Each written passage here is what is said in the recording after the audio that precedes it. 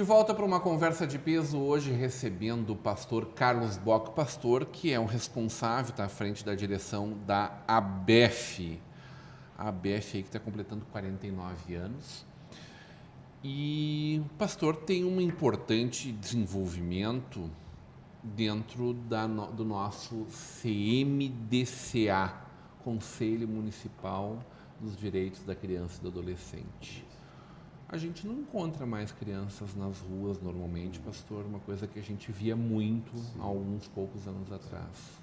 Eu lembro que em 94, quando eu cheguei em Novo Hamburgo, também deu aquela segunda crise mais forte no calçado. Verdade. Nós tínhamos muitas crianças batendo no vidro de um carro, né, com a mãozinha estendida, esperando alguma moeda, alguma doação das pessoas, né?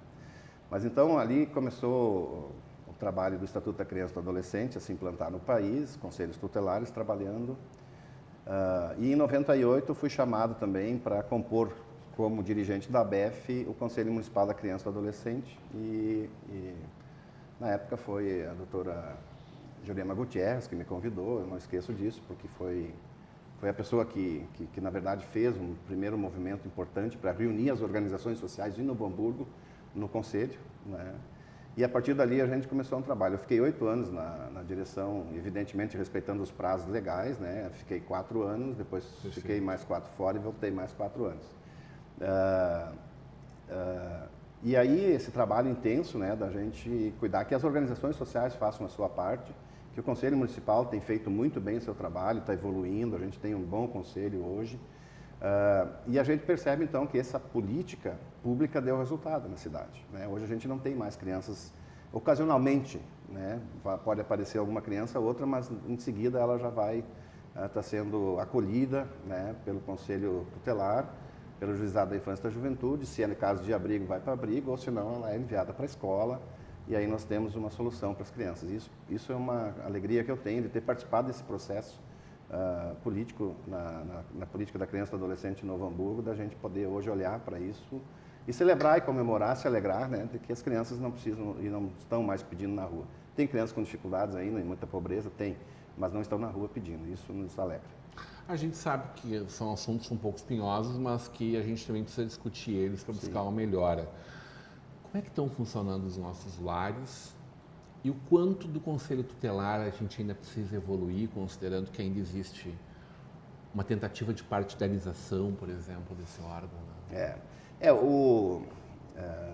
Os lares de Novo Hamburgo estão bem organizados agora, estão passando por um processo de mudança que cabe à Secretaria do Desenvolvimento Social fazer, está com a secretária Flávia, então, agora de fazer uma proposta para os próximos, durante 60 dias ela tem para fazer uma proposta, para como é que vai ficar reorganizada, porque existe uma ordenação nacional de que crianças estejam no abrigo de 0 ou de um dia a 18 anos, né?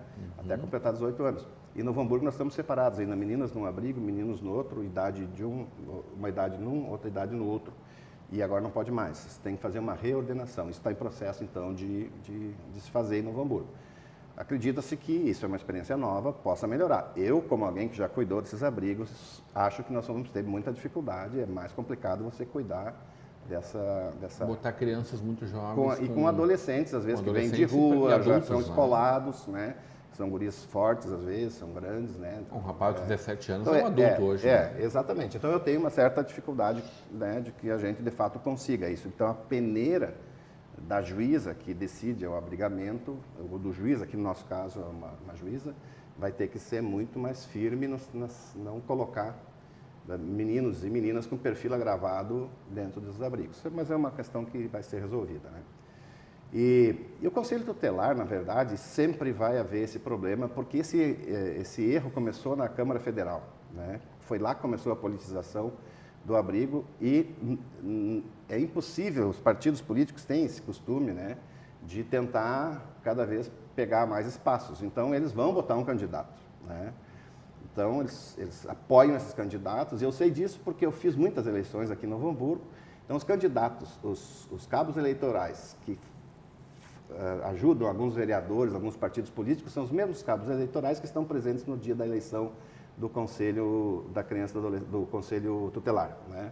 Então fica evidente que tem partidos apoiando candidatos. Mas né? apesar disso, temos uma qualidade. Não, temos uma qualidade. A gente conseguiu, numa luta muito ferrenha, passar uma lei que exige que o conselheiro tutelar hoje tenha curso superior completo. Ele tenha formação. Né? Isso ajudou muito. Não que tem pessoas de bom coração, mas é que tecnicamente é um trabalho muito complexo. O conselheiro tutelar é a única pessoa que pode entrar na sua casa e dizer para ti assim, tu está maltratando tua criança, eu vou levar ela para o abrigo. Né? Então ele tem esse poder. Então, esse poder tem que ter discernimento e tem que saber fazer um relatório para mandar depois para a justiça, porque você pode condenar uma criança a ficar o resto da vida separada dos pais se tu não tem discernimento e se você não faz um bom relatório para quem vai ler na promotoria ou no juizado da infância e da juventude, saber o que está acontecendo lá. Né? Então, esse conhecimento, essas coisas são importantes e ajudam a fazer esse trabalho melhor, porque ele é um trabalho eminentemente técnico. Então, se a pessoa não tem essa capacidade, obviamente vai acabar tendo problemas. Novo Hamburgo é muito rica na quantidade de entidades que cuidam dos nossos nós estamos jovens. perto de 30 hoje. Não é qualquer cidade que tem. O senhor é otimista em relação ao futuro dessas crianças? Eu sou A otimista. gente está no caminho certo? A gente está. Eu acho que nós melhoramos muito aqui em Novo Hamburgo, nós melhoramos muito. Tem um detalhe muito importante aqui. As 12 escolinhas que foi financiado pelo governo federal, Novo Hamburgo é uma das únicas cidades que eu conheço que pegou todo o dinheiro e aplicou nas escolas. As escolas estão funcionando em Novo Hamburgo. Tem 12. Nós mesmos administramos uma que fica lá na Vila das Flores, um lugar extremamente complicado, né, numa vila bastante pobre, com uma parte de invasão ao redor e dentro de um beco, né, de um local extremamente complicado para chegar também, né. Mas essas crianças hoje estão ali e a gente está lá para cuidar das crianças. Independente do que acontece no entorno, a gente dá oportunidade para essas crianças. Vocês conseguem trabalhar em paz com a comunidade? Estamos trabalhando bem com a comunidade. Tem algumas dificuldades de vez em quando, mas a gente afirmou para a comunidade toda lá que nós não estamos lá para vigiar ninguém, não estamos para denunciar ninguém, não estamos para interferir na vida das pessoas. Nosso trabalho lá dentro é especificamente complexo isso, naquele momento. Sim, tem muito entorno muito complicado, né? A questão. Então, nós estamos aqui para cuidar das crianças. Da droga, sobretudo. Exatamente. Nós cuidamos do filho, da filha, da mulher que trabalha fora. Se tiver alguém que está preso por um tráfico, por algum crime, nós vamos cuidar do seu filho muito bem, vamos alimentá-lo enquanto ele está lá. Então, pode ter essa segurança de que essa criança, estando conosco, vai estar aprendendo, vai estar cuidada, vai estar alimentada. E essa é, eu acho, uma segurança para as pessoas, independente, né, nós queremos fazer esse trabalho. E aí, essa geração vai começar a fazer uma diferença, se a gente conseguir resolver alguns problemas que nós temos que resolver hoje. Segurança pública e outras todas aí, né? Então, a gente teria que... Eu sou otimista nesse sentido, assim. Acho que a gente avançou muito em Novo Hamburgo, né? Na periferia, colocando essas escolas e fazendo com que as crianças estejam na escola. E a escola é a diferença. E aí a gente liga com a reforma, né? Porque o Lutero foi o primeiro reformador a pedir escola pública para todas as crianças, meninos e meninas. Porque se essas crianças precisam todas aprender geografia, história, a língua, né, matemática. Como é que está o nosso Sinodal da Paz? O Sinodal está bem, está hoje uma escola recuperada, né? Ele está com perto de 600 alunos, tem acho 597. Uma bela referência de educação no Rio. Ele está bem hoje, está muito bem. Apostamos, né, o prédio não está lá uma beleza, mas vamos começar algumas reformas agora no início das férias de dezembro. A área é muito boa ali. Né? A área é boa. A cidade cresceu muito ao redor. Cresceu ao redor, agora já tem ali 240 apartamentos vão ser inaugurados, acho que logo, né? Então, o Industrial, que é onde está o Sinodal, é o terceiro bairro que mais recebe moradores hoje, moradias, né? Então, está melhorando, né? E a proposta pedagógica da escola é boa, né? Inclusiva, uma proposta interessante, e as pessoas têm vindo por essa proposta. Vamos falar um pouquinho da reforma. 500 anos da reforma protestante lá de Lutero, quando ele pregou lá na porta. Na porta. As suas verdades. Sim. 500 anos depois, o que mudou realmente no mundo? Pois, olha, mudou a dificuldade de fazer isso, mudar o mundo pregando 95 teses lá. Hoje você não muda mais o mundo pregando 95 teses, né? Porque a informação, todas as dificuldades, e ele teve uma vantagem que logo, né, a tipografia foi do Gutenberg, acho que foi em 92, por aí, né?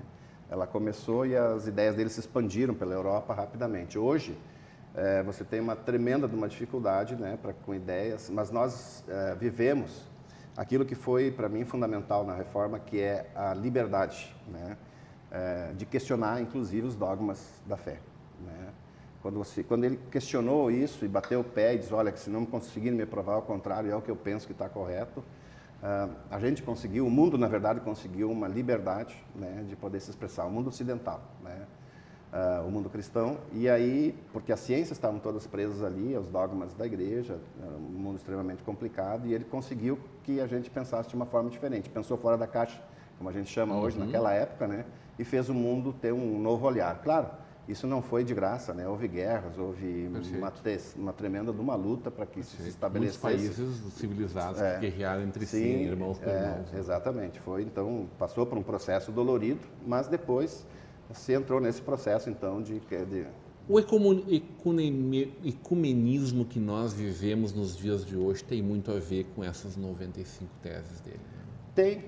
O diálogo entre as religiões. Sim, claro, porque até ali era hegemônica na Igreja Católica, né? Na verdade, o comunismo tem que surgir a partir depois dali. No mundo geral...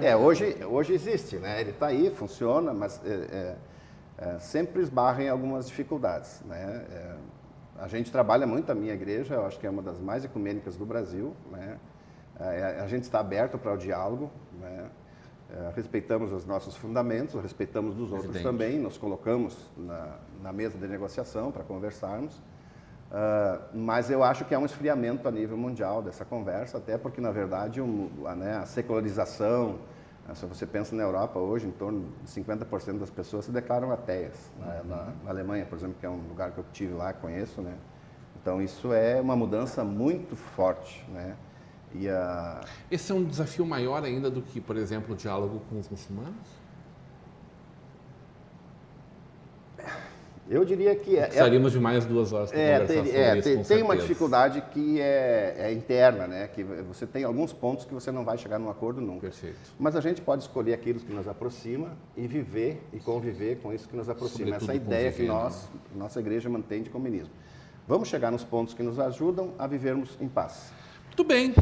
E as comemorações são enormes, né? Sobretudo até chegar nesse momento. Sim, nós vamos ter muitos eventos aqui em Novo Hamburgo, já estão aparecendo algumas coisas. Um deles, por exemplo, é plantar 500 árvores na cidade, né? Esse movimento já está sendo feito, o pessoal está trabalhando para isso, para comemorar essa ideia, né? Tem uma frase atribuída a Lutero, né? O que você faria se você morresse amanhã? Ele disse, olha, eu plantaria uma macieira e pagaria minhas dívidas. Então, está mostrando que existe esperança, né? Que é possível ainda plantar uma árvore e ficar em paz consigo mesmo, pagando suas dívidas, né? Obrigado pelo carinho, você é muito bem-vindo. Tá bom, eu agradeço a oportunidade de estar junto com vocês aqui, falando de coisas da vida da gente, né? Hoje, numa conversa de peso com o pastor Carlos Bock. Continue agora com a programação da nossa Vale TV, da nossa rede Comunidade de Televisão.